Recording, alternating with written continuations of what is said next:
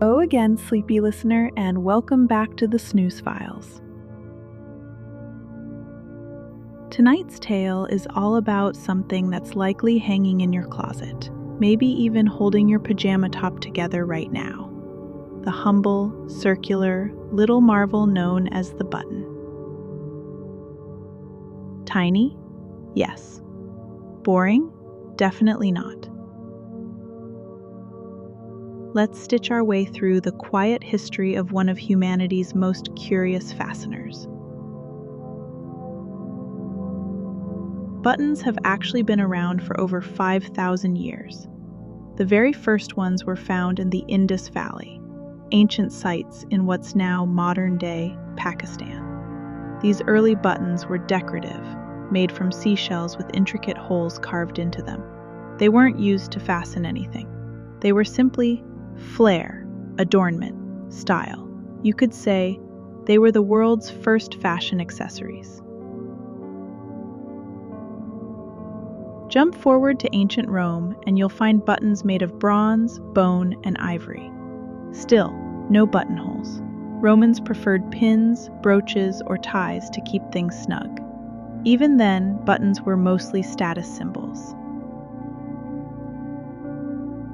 It wasn't until the Middle Ages that buttons truly came into their own.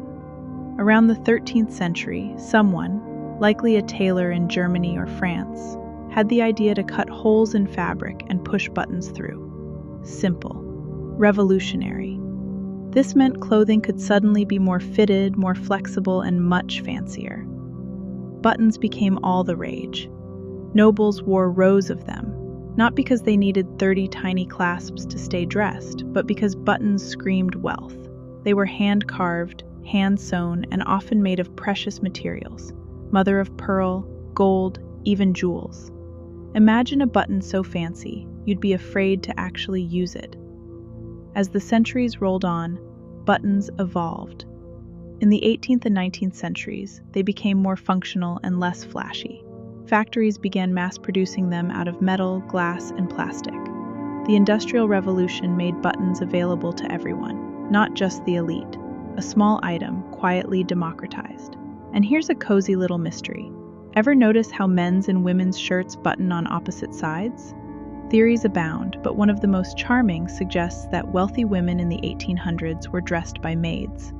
So designers made their buttons backward for easier dressing. Men, dressing themselves, got the opposite orientation. A quirky fashion tradition that stuck. Today, buttons are everywhere, on coats, jeans, furniture, and uniforms. They're utilitarian, yes, but still stylish. Quiet, dependable little tools with centuries of history hiding under their thread. So the next time you button up for the night, take a moment to appreciate the story stitched into that tiny circle. A tale of fashion, function, and the timeless need to hold things together. If your mind is starting to wander or your eyelids are growing heavy, feel free to drift off now.